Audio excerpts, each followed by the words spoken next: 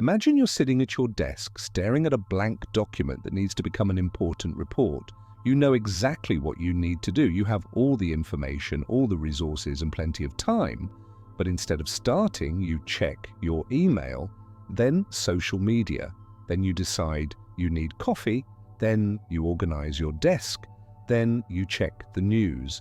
Before you know it, 3 hours have passed and you haven't written a single word. Sound familiar? If so, you've experienced what Dr. Tim Pychyl calls the procrastination paradox. The mysterious phenomenon where you avoid doing things that you know are important, beneficial, and completely within your capability to accomplish. But here's what most people don't understand about procrastination. It's not about time management, laziness, or lack of willpower. Procrastination is a sophisticated psychological defense mechanism that your brain uses to protect you from something it perceives as threatening. And until you understand what your brain is trying to protect you from, you'll never be able to overcome it. Dr. Joseph Ferrari's research at DePaul University shows that 20% of adults are chronic procrastinators, meaning they consistently delay important tasks across multiple areas of their lives. But here's the shocking part. These aren't lazy or incompetent people. They're often highly intelligent, capable individuals who excel in some areas while being completely paralyzed in others. Today, I'm going to reveal the hidden psychology behind procrastination and show you exactly why your brain sabotages your best intentions. More importantly, I'm going to give you a scientifically proven system for overcoming procrastination that addresses the root psychological causes, not just the surface symptoms. But first, let me ask you something that might change how you think about procrastination forever. What if procrastination isn't a problem with your behavior, but a problem with how your brain perceives the task you're avoiding? Before we dive into the psychology, I need you to understand the true cost of procrastination. This isn't just about missed deadlines or last-minute stress. Procrastination is systematically destroying your potential and undermining your sense of self-worth. Dr. Piers Steele's meta-analysis of procrastination research found that chronic procrastinators earn 15% less income over their lifetimes compared to non-procrastinators. They're 40% more likely to experience financial problems, 60% more likely to have relationship difficulties, and 85% more likely to suffer from anxiety and depression. But the financial and social costs pale in comparison to the psychological damage. Every time you procrastinate on something important, you're sending a message to your unconscious mind that you can't be trusted to follow through on your commitments to yourself. This creates what Dr. Timothy Pychyl calls procrastination shame spiral, a cycle where procrastination leads to shame, which leads to more procrastination. Dr. Fuskia Siroise's research at the University of Sheffield shows that chronic procrastinators have significantly lower self-esteem, higher levels of stress, and more physical health problems than non-procrastinators. They're more likely to delay medical care, avoid exercise, and neglect self-care, creating a cascade of problems that extends far beyond the original procrastinated task. Perhaps most tragically, procrastination prevents you from pursuing your most meaningful goals. While you're stuck in cycles of avoidance and delay, your dreams remain unrealized, your potential stays untapped, and your authentic self remains hidden behind a wall of unfinished projects and abandoned aspirations. The irony is that procrastination is supposed to make you feel better by avoiding discomfort, but it actually creates more discomfort than the original task ever would have. Dr. Tim Pycyl's research shows that people consistently overestimate how bad a task will feel and underestimate how good they'll feel after completing it. But here's the good news. Procrastination is completely learnable and therefore completely unlearnable. Your brain developed these avoidance patterns for specific psychological reasons, and once you understand those reasons, you can systematically dismantle them. To overcome procrastination, you need to understand that it's not a time management problem. It's an emotion regulation problem. Dr. Tim Feichel's research shows that procrastination is fundamentally about avoiding negative emotions associated with a task, not avoiding the task itself. The emotional foundation of procrastination. When you procrastinate, you're not actually avoiding work, you're avoiding feelings. Dr. Fuskia Siroise's research identifies 6 core emotions that trigger procrastination: anxiety, boredom, frustration, resentment, self-doubt, and overwhelm. Anxiety procrastination occurs when a task triggers fear of failure, judgment, or inadequacy. Your brain interprets the task as a threat to your self-worth, so it activates avoidance behaviors to protect you from potential psychological harm. Boredom procrastination happens when a task feels unstimulating or meaningless. Your brain craves novelty and engagement, so it seeks more interesting activities instead of completing the boring but necessary task. Frustration procrastination emerges when a task feels unnecessarily difficult or when you lack the resources or skills needed to complete it effectively.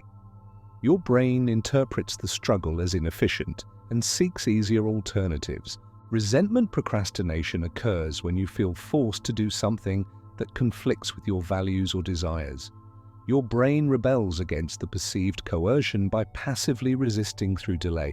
Self-doubt procrastination happens when you question your ability to complete the task successfully. Your brain protects you from potential failure by avoiding the attempt altogether. Overwhelm procrastination occurs when a task feels too big, complex, or undefined. Your brain can't figure out where to start, so it doesn't start at all. The neuroscience of avoidance. Dr. Matthew Lieberman's research at UCLA using brain imaging shows exactly what happens neurologically when you procrastinate. When you think about a task that triggers negative emotions, your amygdala, the brain's alarm system, activates and sends stress signals throughout your nervous system. This triggers what neuroscientists call the approach avoidance conflict. Your prefrontal cortex, the rational part of your brain, knows the task is important and wants to approach it, but your limbic system, the emotional part of your brain, perceives threat and wants to avoid it. When these two systems are in conflict, your brain defaults to the limbic system because emotional survival takes priority over rational goals. This is why you can know logically that you should do something, but feel emotionally unable to do it. Dr. Judson Brewer's research shows that this conflict creates what he calls cognitive load. Your brain becomes so busy managing the internal conflict that it has less capacity for actual task execution. This is why procrastination often feels mentally exhausting even though you're not actually doing anything productive. The perfectionism connection. Dr. Gordon Flett's research at York University shows that perfectionism is one of the strongest predictors of procrastination. This seems counterintuitive. Shouldn't perfectionists be more motivated to complete tasks excellently? But perfectionist procrastination follows a specific psychological logic. Perfectionists set impossibly high standards for their work, which makes starting feel overwhelming and finishing feel impossible. They procrastinate because they'd rather not try than try and fall short of their unrealistic expectations. Dr. Brené Brown's research identifies 2 types of perfectionist procrastination: adaptive perfectionism and maladaptive perfectionism. Adaptive perfectionists set high standards but can adjust them when necessary. Maladaptive perfectionists set rigid standards and would rather avoid the task than compromise their perfectionist identity. The identity protection mechanism. Perhaps most importantly, Dr. Edward Deci's research on self-determination theory shows that procrastination often serves as an identity protection mechanism. When you procrastinate, you can maintain the fantasy that you could have done excellent work if you had tried. This is why many procrastinators are actually high achievers in some areas of their lives. They complete tasks where they're confident of success, but procrastinate on tasks where their competence might be questioned. Procrastination allows them to avoid the risk of discovering they're not as capable as they believe. Dr. Carol Dweck's research on mindset shows that people with fixed mindsets are more prone to procrastination because they see abilities as static traits rather than skills that can be developed. If you believe your intelligence or talent is fixed, then struggling with a task threatens your identity as a smart or capable person. The temporal discounting problem. Dr. George Ainsley's research on temporal discounting reveals another crucial aspect of procrastination psychology. Your brain is wired to value immediate rewards more highly than future rewards, even when the future rewards are objectively more valuable. This is why you choose to watch Netflix instead of working on your presentation, even though you know the presentation is more important for your long-term success. Your brain experiences the immediate pleasure of entertainment as more real and compelling than the abstract future benefit of completing work. Dr. Walter Mischel's famous marshmallow experiments showed that the ability to delay gratification is one of the strongest predictors of life success. But procrastinators have often developed what he calls hot system dominance. Their emotional, impulsive brain systems override their rational planning brain systems. The learned helplessness factor. Dr. Martin Seligman's research on learned helplessness shows that some procrastination stems from past experiences of failure or lack of control. If you've repeatedly experienced situations where your efforts didn't lead to success, your brain may have learned that effort is futile. This creates what psychologists call procrastination as self-handicapping. By not trying your best, you protect yourself from the pain of trying hard and still failing. If you fail after procrastinating, you can blame the procrastination rather than questioning your abilities. The social and cultural dimensions. Dr. Clary Lay's research shows that procrastination is also influenced by social and cultural factors. In cultures that emphasize individual achievement and competition, procrastination rates are higher because the stakes feel higher and the fear of failure is more intense. Social media has made this worse by creating constant comparison opportunities. When you see others highlight reels of productivity and success, your own struggles feel more shameful, which increases the emotional stakes of your tasks and makes procrastination more likely. The attention and focus connection. Dr. Russell Barkley's research on attention shows that procrastination is often linked to attention regulation difficulties. Many procrastinators struggle with what he calls executive function deficits, problems with planning, organizing, prioritizing, and sustaining attention. This isn't about intelligence or capability, it's about brain-based differences in how attention and motivation systems function. Some people's brains require more stimulation, novelty, or pressure to activate their focus systems, which makes routine tasks feel impossible to start. The emotional regulation skills gap.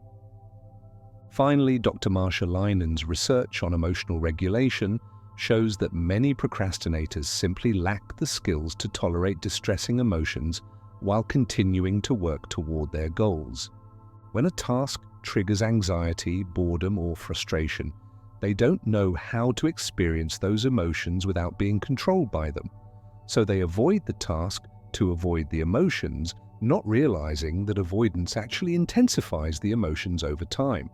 Understanding these psychological mechanisms is crucial because it helps you see that procrastination isn't a character flaw or moral failing. It's a learned response to emotional distress that made sense at some point in your development but is now limiting your potential. Now that you understand the psychology behind procrastination, let me show you the 6 distinct types of procrastinators. Each type has different underlying motivations and requires different intervention strategies. Type 1. The perfectionist procrastinator. Perfectionist procrastinators delay starting because they're afraid they won't be able to complete the task to their impossibly high standards. Dr. Randy Frost's research shows that these individuals often have what he calls concern over mistakes, an intense fear of making errors that paralyzes them from beginning.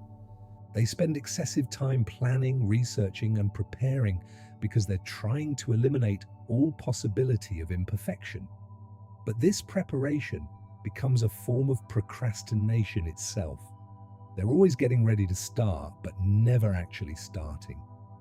Perfectionist procrastinators often have a history of being praised for their high-quality work, which created an identity around being the person who does things perfectly. Now they're trapped by this identity because anything less than perfect feels like a threat to their sense of self. The solution for perfectionist procrastinators involves what Dr. Brené Brown calls shame resilience, learning to separate their worth as a person from the quality of their work. They need to practice what she calls good enough, completing tasks at a satisfactory level rather than a perfect level. Type 2, the overwhelmed procrastinator. Overwhelmed procrastinators delay because tasks feel too big, complex, or undefined. Dr. David Allen's research on productivity shows that these individuals often lack what he calls cognitive clarity, a clear understanding of what the task actually involves and what success looks like. They stare at large projects and feel paralyzed because they can't figure out where to start. Their brain interprets the complexity as a threat and activates avoidance behaviors to protect them from the overwhelm. Overwhelmed procrastinators often have strong analytical minds that can see all the potential complications and challenges in a project, but this analytical ability becomes a liability when it prevents them from taking the first step. The solution involves what Dr. Allen calls project planning, breaking large tasks into small, specific, actionable steps. They need to learn to focus on the next physical action rather than trying to hold the entire project in their mind at once. Type 3, the rebellious procrastinator. Rebellious procrastinators delay because they resent being told what to do, even when they're telling themselves what to do. Dr. Jack Braham's research on psychological reactance shows that these individuals have a strong need for autonomy and control. They often procrastinate on tasks that feel imposed by others, bosses, teachers, family members, or social expectations. But they can also procrastinate on their own goals if they feel pressured or rushed. Rebellious procrastinators often have a history of being over-controlled or micromanaged, which created a psychological pattern of resisting external demands. Now they automatically resist anything that feels like an obligation, even when it serves their own interests. The solution involves what Dr. Edward Deci calls autonomy support, finding ways to make tasks feel chosen rather than imposed. They need to reconnect with their personal reasons for completing tasks and find ways to customize the process to feel more autonomous. Type 4, the anxious procrastinator.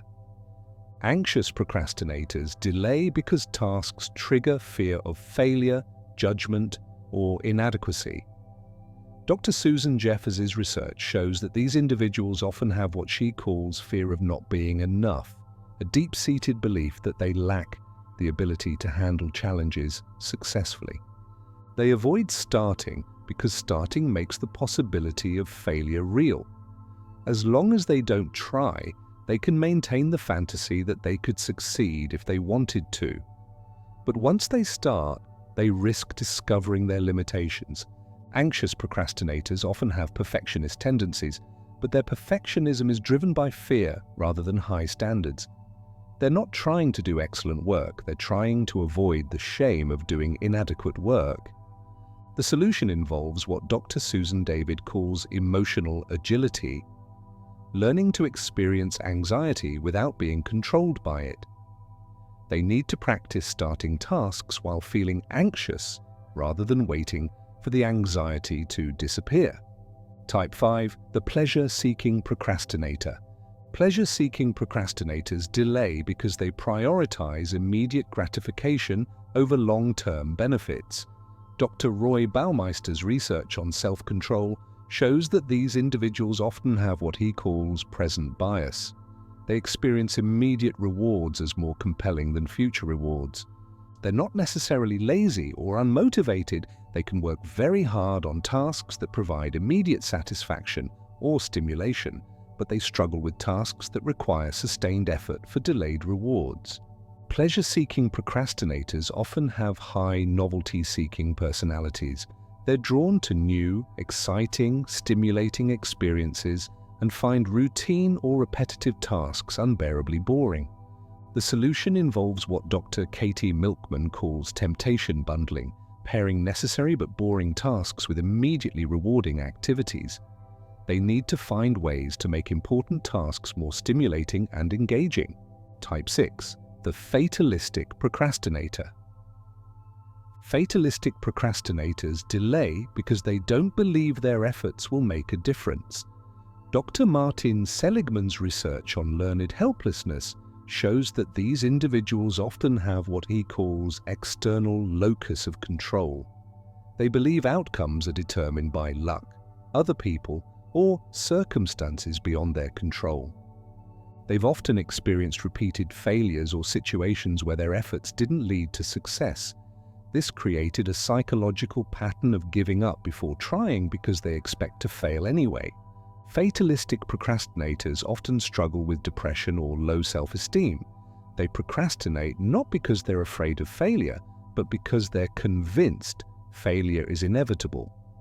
The solution involves what Dr. Albert Bandura calls self-efficacy building, gradually building confidence through small successes.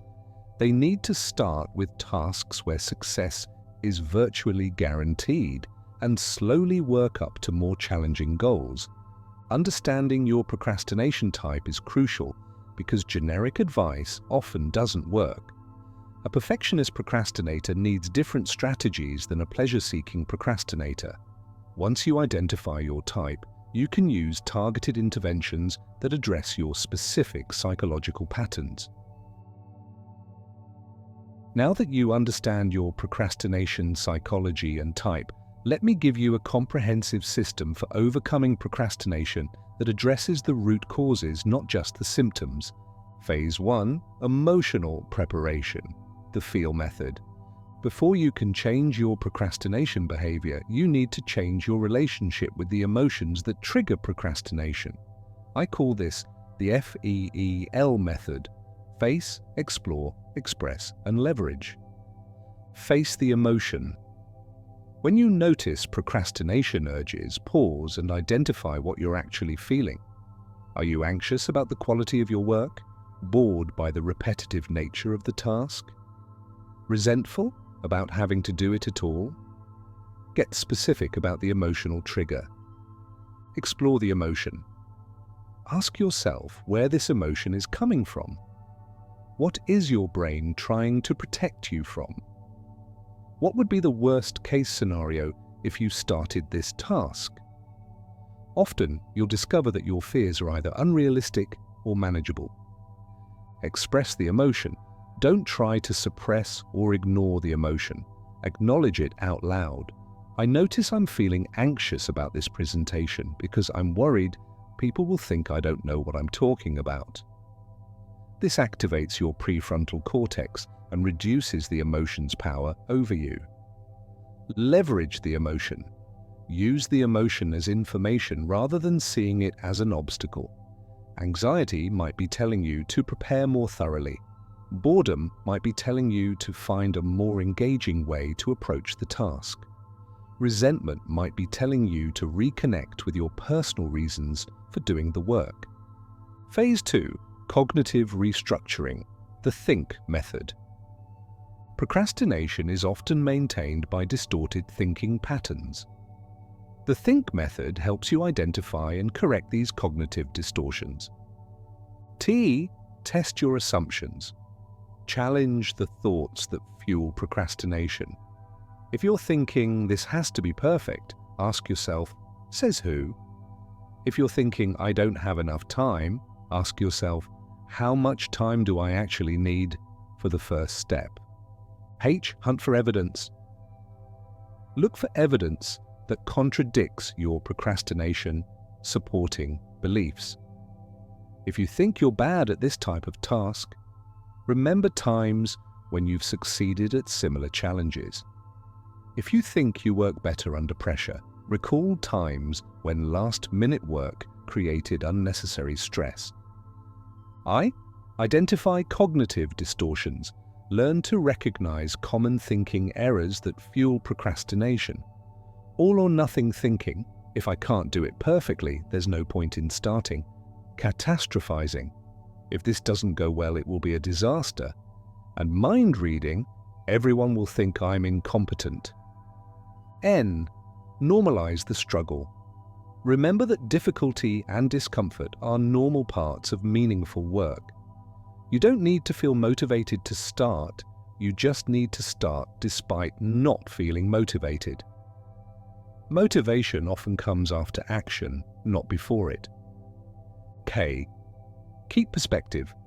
Ask yourself how much this task will matter in 10 years, 10 months, or even 10 days. Most tasks that feel overwhelming in the moment are relatively insignificant in the broader context of your life. Phase 3. Environmental design, the SPACE method. Your environment has a huge impact on your procrastination tendencies. The SPACE method helps you design an environment that supports action rather than avoidance. S. Simplify your workspace. Remove distractions, organize your materials, and create a clean, focused environment. Dr. Sherry Borg. Carter's research shows that cluttered environments increase cortisol levels and make concentration more difficult. P. Prepare everything in advance. Set up your workspace the night before, gather all necessary materials, and eliminate any friction that might prevent you from starting. Dr. B.J. Fogg's research shows that reducing friction is one of the most effective ways to change behavior. A. Arrange for accountability. Tell someone about your commitment to complete the task, work alongside others, or use apps that track your progress. Dr. Gail Matthews' research shows that people who share their goals with others are 65% more likely to achieve them. C. Create implementation intentions. Use if-then planning to specify exactly when and where you'll work on the task. If it's 9 a.m. on Tuesday, then I'll work on my report in the library. Dr. Peter Gollwitz's research shows that implementation intentions double the likelihood of goal achievement. E. Eliminate temptations. Remove or block access to distracting websites, put your phone in another room, and create barriers between yourself and procrastination triggers. Dr. Walter Miskill's research shows that environmental control is more effective than willpower for resisting temptation. Phase 4. Task engineering, the START method. Often procrastination persists because tasks are poorly designed. The START method helps you engineer tasks to be more approachable and engaging. S. Shrink the task. Break large projects into tiny, specific actions that can be completed in 15 minutes or less. Instead of write the report, try write one paragraph of the introduction. Dr. Robert Maurer's research on Kaizen shows that small steps bypass the brain's fear response. T. Time box the work. Commit to working for a specific, limited amount of time rather than trying to complete the entire task. Use techniques like the Pomodoro technique, 25 minutes of focused work followed by a 5-minute break, to make work feel more manageable. A. Add structure. Create clear beginning and ending points for your work sessions. Start with a specific ritual, reviewing your goals, organizing your materials, and end with a specific ritual, reviewing what you accomplished, planning the next session. R. Reward progress. Build in immediate rewards for starting and making progress. not just for completing tasks. This could be as simple as checking items off a list, taking a short walk, or enjoying a favorite beverage. Dr. Charles Duhigg's research shows that immediate rewards are crucial for habit formation. Track momentum. Keep a visual record of your progress to build motivation and maintain momentum. This could be a simple checklist, a progress bar, or a calendar where you mark off completed work sessions. Dr. Teresa Amabile's research shows that tracking progress is one of the strongest motivators for continued effort. Phase 5, Maintenance and Mastery, the GROW method. The final phase involves building long-term systems that prevent procrastination from returning and help you develop mastery over your work habits. Generate systems, create repeatable processes for approaching different types of tasks, develop templates, checklists, and routines that reduce the mental energy required to get started. Dr. Atul Gawande's research shows that systematic approaches dramatically improve performance and reduce errors. Review and adjust. Regularly evaluate what's working and what isn't in your anti-procrastination system. Be willing to experiment with new approaches and modify your methods based on what you learn about yourself. Optimize for energy. Schedule your most important or challenging tasks during your peak energy hours. Dr. Daniel Pink's research shows that timing has a huge impact on performance and motivation. Weave in meaning. Regularly reconnect with the deeper purpose behind your tasks. How does this work serve your values, goals, or the people you care about? Dr. Adam Grant's research shows that connecting work to meaning dramatically increases motivation and persistence. This systematic approach addresses procrastination at multiple levels: emotional, cognitive, environmental, and behavioral. By working through each phase, you're not just changing your behavior in the moment, you're rewiring the psychological patterns that create procrastination in the first place. Let me show you what life looks like when you've mastered the psychology of procrastination and developed the ability to start important tasks consistently and efficiently. You wake up each morning with clarity about your priorities and confidence in your ability to execute them. When you encounter a challenging or unpleasant task, you feel the familiar emotions: anxiety, boredom, resistance. But these emotions no longer control your behavior. You acknowledge them, understand what they're telling you, and proceed with your work anyway. You've developed what Dr. Angela Duckworth calls grit, the ability to persist in pursuing long-term goals despite obstacles, setbacks, and plateaus. You no longer need to feel motivated to take action because you've learned that action creates motivation, not the other way around. Your relationship with discomfort has fundamentally changed. Instead of seeing difficult emotions as signals to avoid tasks, you see them as normal parts of meaningful work. You've developed what Dr. Stephen Hayes calls psychological flexibility, the ability to stay present with challenging experiences while continuing to move toward your values. Most importantly, you've broken the shame spiral that procrastination creates.